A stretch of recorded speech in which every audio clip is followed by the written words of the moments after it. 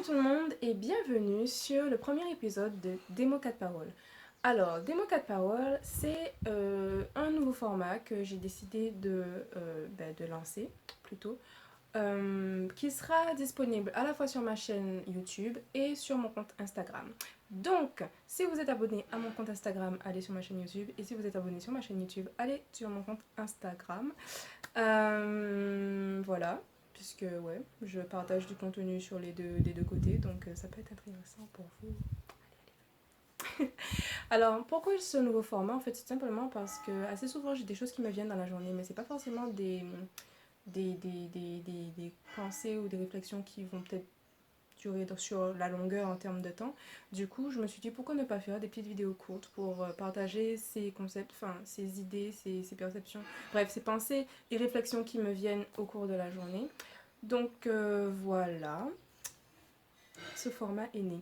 Et des mots quatre paroles, bon, je pense que je ferai une petite vidéo Instagram pour expliquer, enfin pour en parler plus en détail parce que là le temps avance. Et pour aussi, je veux poster ça aussi sur les IGTV, il faut que ça soit relativement court. Donc aujourd'hui, je viens vous parler de l'attention et la pensée créatrice.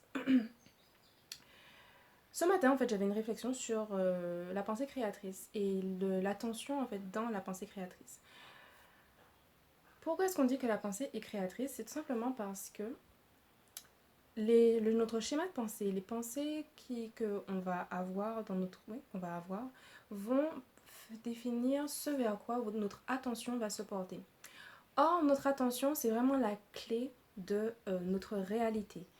La réalité, elle est telle qu'elle est. C'est-à-dire, il y a absolument de tout dedans, mais elle varie d'une personne à une autre, d'un être à une autre, par rapport à notre conscience, par rapport à nos schémas de pensée, à notre programmation.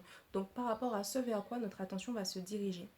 Pour prendre un exemple, si je vous parle par exemple d'un parc, un parc où il y a des arbres, les arbres, les animaux, il peut y avoir des personnes qui sont sur le point de se disputer, des personnes qui sont en train de dealer dans un coin, des personnes qui sont des amoureux qui sont en train de se tenir la main, des enfants qui jouent, des chiens, etc.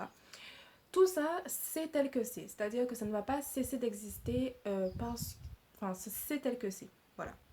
C'est ce qui existe, on va dire, dans l'absolu. Maintenant, vous, en fonction de votre schéma de pensée, de votre programmation, votre attention va se porter sur certaines choses. Donc, c'est-à-dire qu'elle va voir l'ensemble de la réalité, mais votre attention va se focaliser sur des choses bien précises qui, elles, sont le reflet de ce qui se passe dans vos pensées, dans votre mental. Parce que voir et porter de l'attention à quelque chose sont deux choses différentes. Pour vous donner un exemple, si vous êtes victime d'anxiété, si vous vivez de l'anxiété au quotidien parce que justement vous avez développé cette habitude, vous avez développé cela par rapport à une programmation qui vous dit que vous n'êtes pas en sécurité, il faut constamment que vous soyez végatif tout simplement parce que vous avez vécu dans un environnement où votre sécurité était mise en danger. Donc pour pouvoir survivre dans cet environnement-là, vous avez développé ce schéma de pensée, cette programmation qui fait que vous êtes constamment en alerte. Quand vous allez dans ce parc que je vous ai décrit, vous allez voir peut-être les amoureux, vous allez voir le chien, vous allez voir les arbres, etc. Mais votre attention va se porter soit sur les dealers qui sont, enfin les personnes qui sont en train de dealer dans un coin, soit sur les deux personnes qui sont sur le point de se disputer ou de se battre.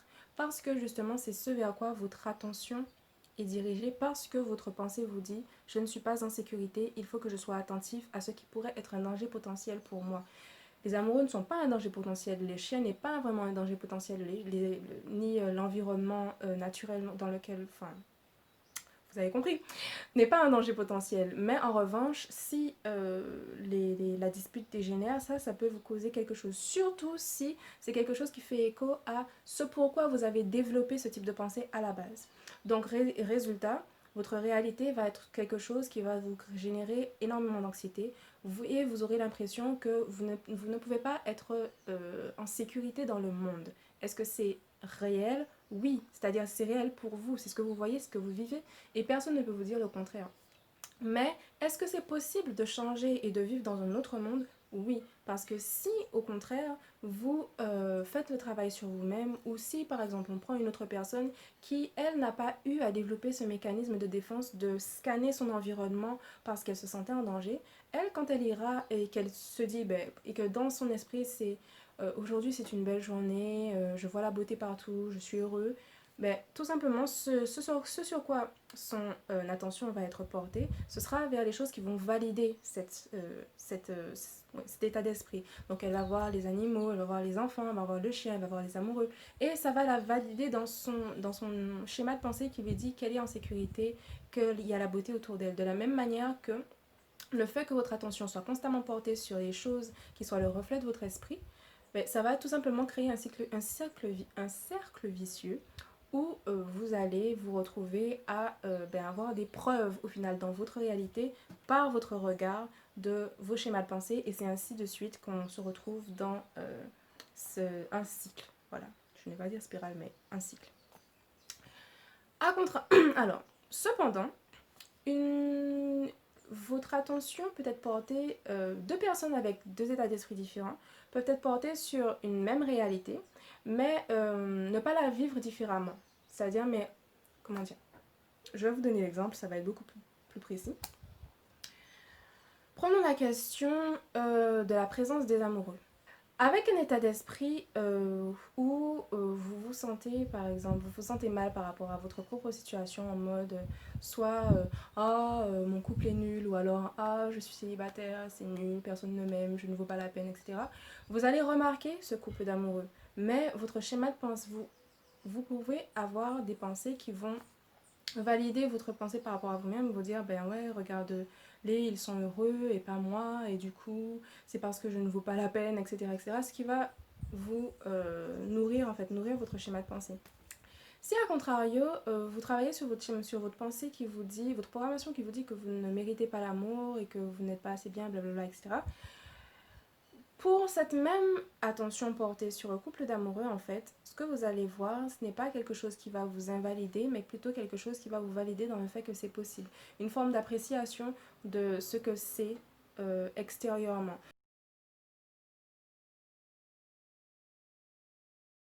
Donc en vrai, l'attention et la pensée créatrice, ça agit vraiment sur vous et votre rapport au monde. Le monde ne change pas parce que... en fait, le monde ne change pas, le monde ne bouge pas. C'est plutôt nous qui changeons et bougeons notre conscience. Au final, la pensée est créatrice parce qu'en fait, elle crée notre vision. Et c'est notre vision qui va changer notre réalité. Voilà!